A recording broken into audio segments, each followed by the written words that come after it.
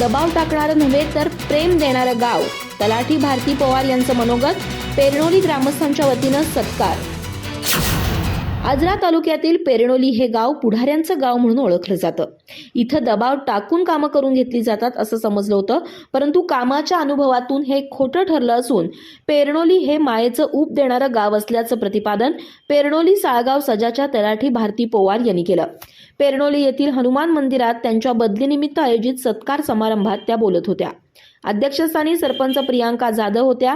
यावेळी एका लोकलढ्याची यशोगाथा या पुस्तकाचा पदवी अभ्यासक्रमात समावेश झाल्याबद्दल लेखक संपत देसाई यांच्या वतीनं कन्या मुक्ता देसाई हिनं सत्कार स्वीकारला.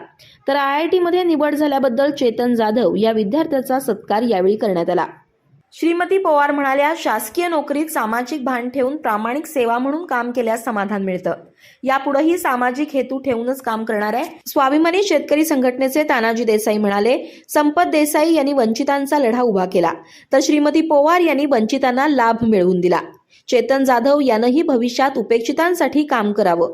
यावेळी सुभाष देसाई, वंदन जाधव, संजय मोहिते, रणजित कालेकर, विष्णू जाधव, चेतन जाधव यांनी मनोगत व्यक्त केली.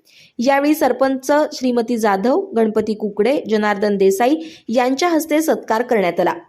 गोविंद जाधव, हिंदूराव कालेकर, सुरेश कालेकर, संतोष जाधव, सचिन देसाई, संकेत सावंत, आदेश गुरव, रणजित फगरे, दीपक देसाई, सयाजी कोडक, मयुरेश देसाई, सागर कोडक आदींसह ग्रामस्थ मोठ्या संख्येने उपस्थित होते. इनास फर्नांडिस यांनी प्रास्ताविक आणि सूत्रसंचालन केलं. कृष्णा सावंत यांनी आभार मानले.